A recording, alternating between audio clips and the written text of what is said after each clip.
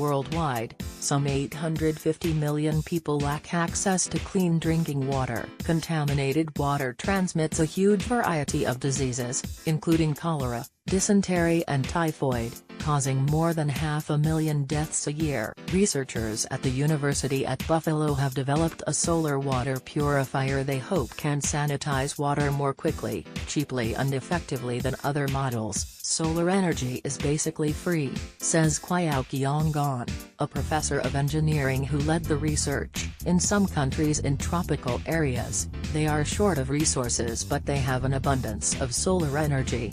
The design looks more or less like a small A-frame tent. Black carbon-dipped paper is draped over a triangular form and set on top of the water. The edges of the paper trail in the water, soaking it up like a sponge. It's a modernization of the ancient technology of the solar still, which uses solar energy to evaporate water and leave contaminants behind. The water vapor then cools, condenses and can be collected. Gon's team improved the design of the solar still, making it more efficient by giving it a sloped shape. This keeps the paper cool, since light hits it at a slant instead of directly. Since the paper stays below the ambient temperature, it draws heat from its surroundings, which makes up for the loss of solar energy during the vaporization process. The device can evaporate about 2.2 liters of water per hour for every square meter of paper hit by the sun. This is more efficient than other solar-powered water purifiers, Gon says.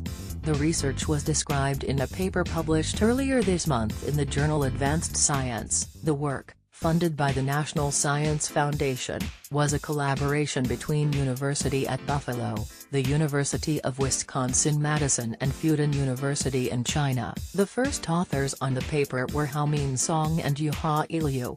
Researchers Kwao-Keong Gon, Zhongmin Bai and Haomin Song were among the authors of the new study. The three engineers and their colleagues are working to bring the solar still to those who need it through their startup, Sunny Clean Water. Douglas Lavere / University at Buffalo, Gon and his colleagues have set up a company to commercialize the technology. Their prototype can condense and collect between 10 and 20 liters every day in full sun conditions, Gon says. As the average adult woman needs about 2.7 liters of fluid per day and the average man needs about 3.7, some 80% of which comes from drinks, the still could in theory provide enough daily drinking water for a family. Gon estimates it will cost about $200 and will be available within a year or so. Gon hopes the device will be cheaper than similar technologies developed in recent years, many of which rely on expensive nanomaterials. Stanford scientists have created a tiny water filter using nanoflakes of molybdenum. Several companies have been looking at using nanocellulose for water treatment, while a Tanzanian engineer's nanofilter won the African Innovation Prize from the UK Royal Academy of Engineering. In contrast, the solar still uses inexpensive and widely available carbon paper. The device can be used on any kind of water surface, a lake, a pond, a trough, even the ocean. But how it works will depend on the setting. The major challenge is different people in different areas have local needs, says Gon, who just returned from a fact-gathering trip to Argentina, especially if the source water quality is very different. For example, if the still is used on the ocean, salt will eventually accumulate on the surface. This and other design challenges are still being worked on. The still can remove nearly 100% of bacteria, viruses and organic compounds like arsenic, Gon says. It does less well with certain volatile chemicals,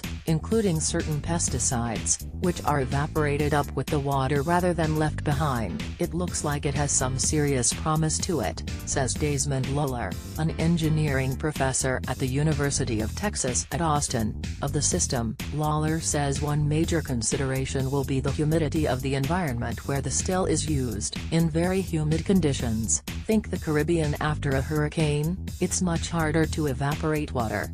The team will need to take this into consideration when designing systems for specific locations, though he doesn't imagine the system being a substitute for more permanent clean water sources. Lawyer says he finds the simplicity of the system promising, a small-scale system that could create drinking water for a family, Lawler says.